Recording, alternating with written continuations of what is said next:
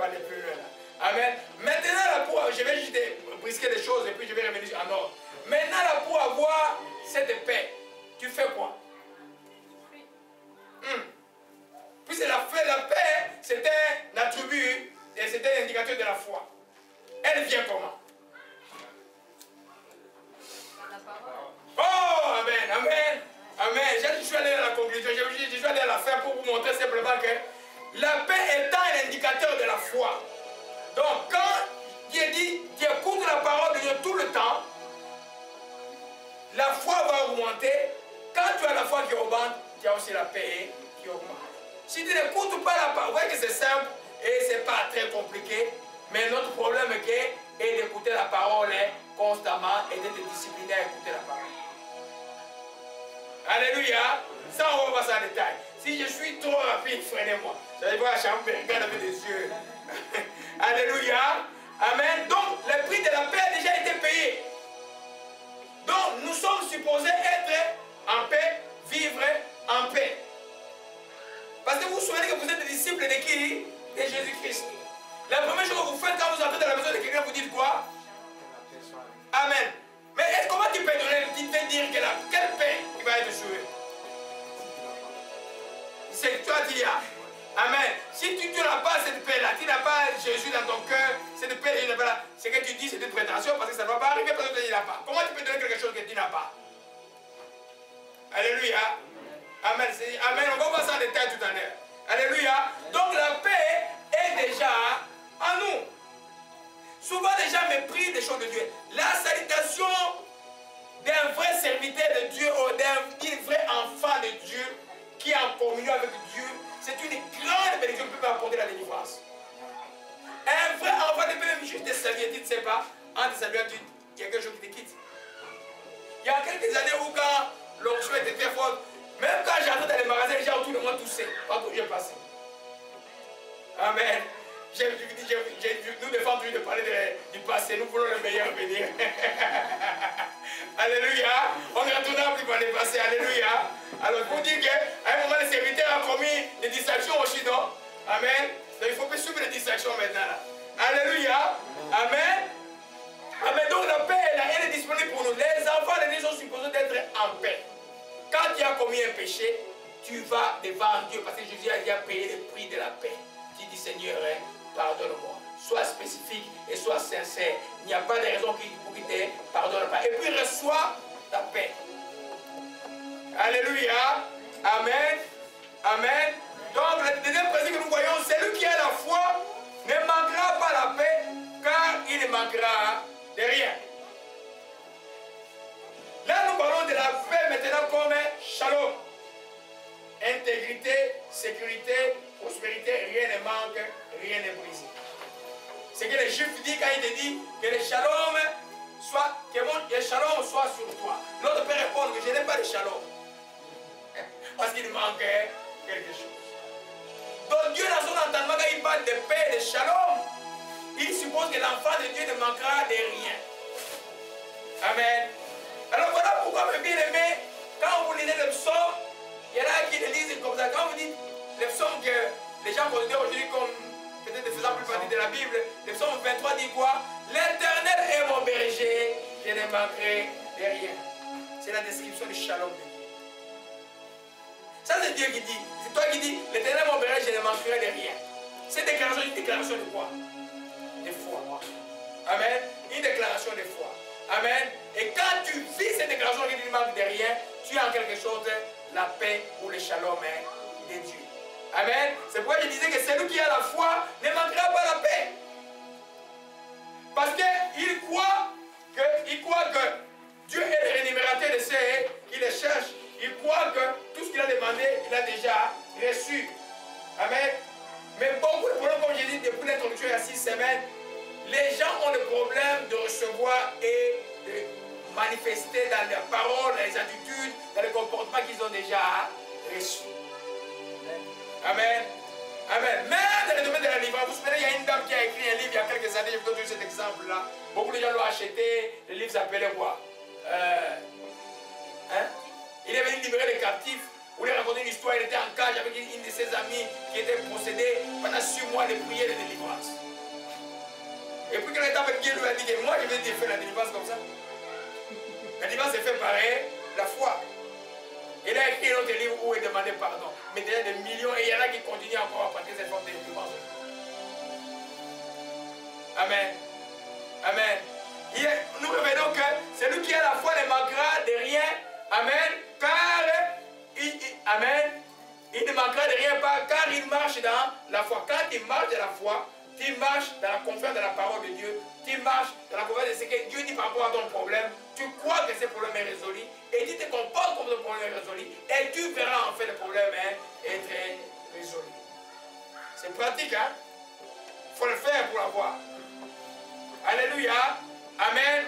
Alors, donc maintenant, celui qui ne marche pas dans la foi, qui marche dans l'incrédulité, qui ne s'imagine pas qu'il va avoir la paix, il n'y en aura pas.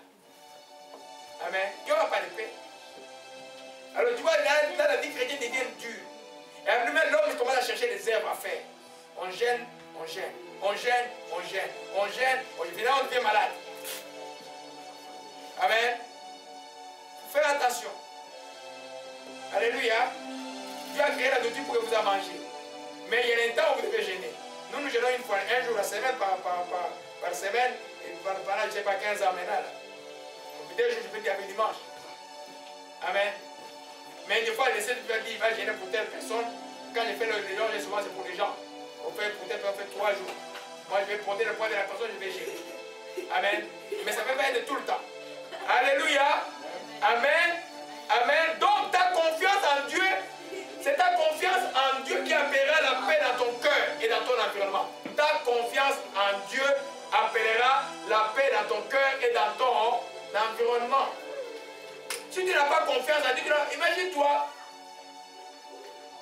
de tout par exemple. Prenons l'exemple, notre frère et sa famille est au Congo. Et puis à matin, là-bas, l'armée angolaise entre en train de venir à Kinshasa. Je crois que je ne dis pas que c'est une révélation. Bon, mais les militaires entrent. Mais nous, on ne peut rien faire. On ne peut pas être à matin pour sauver la famille de notre frère. Nous n'avons qu'à faire confiance en Dieu. Vous savez, en 2006, quand il y avait guerre à Kinshasa, c'était autour de ma maison. Quand les Rwandais sont entrés là, vers Massina, autour de ma maison. Et ils ne sont jamais entrés dedans. Amen. Ils ne sont jamais entrés. Parce que nous sommes à genoux, faisant confiance en Dieu. Il y a mon petit frère, j'ai appelé aujourd'hui mon fils, par le nom de mon petit frère de matin. Je dis, oh, ça c'est quelque chose. J'ai appelé Willy. Je dis, oh. Mon petit frère, je l'ai plus vu il y a plus de 25 ans. 30 ans. Quand je l'ai appelé, j'ai compris qu'il est bien là où il est. Il est en Angola depuis plus de 30 ans. On ne sait même pas où il est. Mais on a toujours prié avec confiance qu'on la verrait, qu'on le verrait. Alléluia. Et les tests dans la vie qui vous arrivent dans la vie, mes bien-aimés. Mais il faut faire confiance dans quelque chose que tu ne peux pas changer. Fais confiance à Dieu et ta paix. Parce que si tu n'as pas la paix, tu ne peux pas fonctionner. Comment tu peux faire autre chose? Parce que les problèmes, il y en a partout. Mais toi, ton boss au travail, t'attends que tu produises, par exemple. Mais toi, ton problème, te mis tellement que tu ne peux pas avoir la paix. La paix te permettra de fonctionner normalement. La confiance en Dieu, la foi en toi, en Dieu, c'est ce qui va te permettre de fonctionner normalement, même si les choses autour de toi, tu as des appels, des choses qui viennent. Amen. Même moi, pour prêcher aujourd'hui, là, cette semaine, j'étais trop en prière. Je suis allé au parc, je ne sais pas combien de fois prier la nuit. Amen. Mais là, c'est la paix qui permet que je puisse prêcher avec efficacité maintenant. Alléluia. Amen. Et Psaume 55, verset 23. Alléluia. Amen. Psaume 55, verset 23 dit, remets ton sort à l'Éternel, il te soutiendra, il ne laissera jamais chanceler les justes. Remets ton sort à l'Éternel, ou remets ta situation à l'Éternel, ou remets tous tes problèmes, ou ton fardeau à l'Éternel. Amen. Par exemple, pour les parents, moi je ne peux pas sauver mes enfants. C'est que soit dit. Est-ce que moi je suis Dieu? Je ne peux que croire à la promesse qui dit, montre à la fin la voix qui va se dire quand il sera grand. Je me suis assuré à montrer tous mes enfants avec des prises hygiènes, leur dire que Jésus-Christ est le chemin de la vie, il n'y a pas d'autre chemin. Et ils ont vu ça dans ma vie, ils ont vu ça dans ma foi. Amen. Quand ils grandissent, l'ennemi vient les tromper, je n'ai qu'à faire simplement confiance à Dieu. Parce que si tu ne fais pas confiance à Dieu, tu ne remets pas ton sort à Dieu. Tu ne peux pas fonctionner, à d'autres termes, l'ennemi va te bloquer. Amen. Des situations qu'on ne peut pas changer, remettez ça à Dieu. Amen. J'ai prié pour quelqu'un, je ne sais pas si quelqu'un qui est ici ou des gens qui sont loin, qui sont loin. L'Esprit parlait de Boaz. Boaz, c'est quelqu'un qui. C'est une femme qui attendait un mariage, mais il y a un Boaz qui est en cours de route là quelque part. C'est tellement peut-être cette personne qui poussait le problème, peut-être elle a déjà oublié, mais le Boaz est en route. Amen. Oh, gloire à Jésus-Christ. Amen. Amen. C'est bien que ce soit Boaz, parce que Boaz arrive dans un contexte non planifié, mais dans les plans de Dieu. Amen. Pas dans les... Non, mais dans les plans de Dieu. C'est comme ça qu'arrive Boaz. Alléluia. Parce que les gens lisent la Bible, ils oublient souvent les contextes. Les gens prennent juste un verset là. Non, non. Il faut toujours comprendre la Bible dans la péricope, tous les chapitres. Alléluia.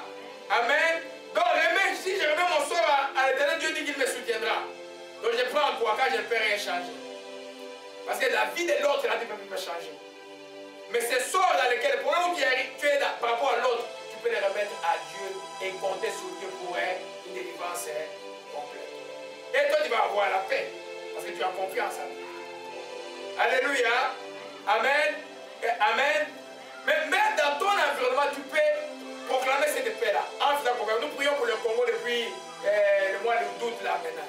On a vu des choses se passer. Nous avons commencé au mois d'août, les gens ont été un peu comme étonnés de ce qui se passe. Depuis moi, nous prions. Nous croyons ce que Dieu a dit. Nous croyons que le sceptre de la méchanceté est brisé sur ce pays-là. On a vu ça en parole, on a vu ça en vision. Alors, on croit. On revient avec nos prières, nos pétitions, on vient et on est en paix. Alléluia. Amen. Amen. Amen. Alors, le quatrième principe, mon Dieu, aujourd'hui, jusqu'à je vais terminer, il y a beaucoup de choses à dire. Comme la foi aussi, comme la foi, la paix vient et augmente par la connaissance. Amen. Comme la foi, la paix vient et augmente aussi par la connaissance de Dieu. Plus tu connaîtras ton Dieu, plus tu seras en paix. Il y en a qui ne connaissent pas leur Dieu. Si on connaît Dieu par la parole, on connaît Dieu par l'expérience avec Dieu. Si tu as l'expérience avec ce que Dieu a fait pour toi, et tu as la parole de Dieu que tu connais, tu vas avoir la paix. C'est-à-dire que tu n'auras pas beaucoup d'énigmes dans ta tête. Amen.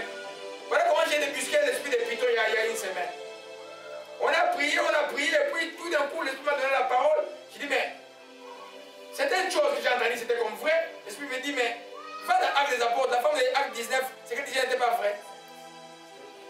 Ah oui, c'était vrai, mais l'essence était mauvais. Parce que la connaissance est là. Dieu nous a donné des livres de la Bible pour connaître, pour les connaître. Amen. Plus tu connais Dieu, plus tu ne seras pas dans les troubles. Quand tu connais Dieu, même la première question d'avoir la paix avec Dieu, tu vas toujours la régler parce que tu sais, ah ça le Père ne fait pas, je ne vais pas aller dans cette direction-là. Alléluia. Vous connaissez le texte de Osée 4, 6 dit quoi? Amen. Mon peuple est détruit parce qu'il manque de connaissances. Mais pour comment le manque de connaissances détruit le peuple? Parce que le peuple, ne connaissant pas Dieu, ils sont obéissants. Ne connaissant pas la parole de Dieu, ils n'ont pas la foi. Parce que tu peux être obéissant, hein, mais ne pas avoir la foi, ta vie sera désastreuse pareil. Parce que Dieu aujourd'hui veut que ses enfants marchent pareil, la foi. Or, la Bible dit la foi vient de ce qu'on entend vient de la parole de Dieu. Donc la foi vient de la connaissance. Amen. Bon,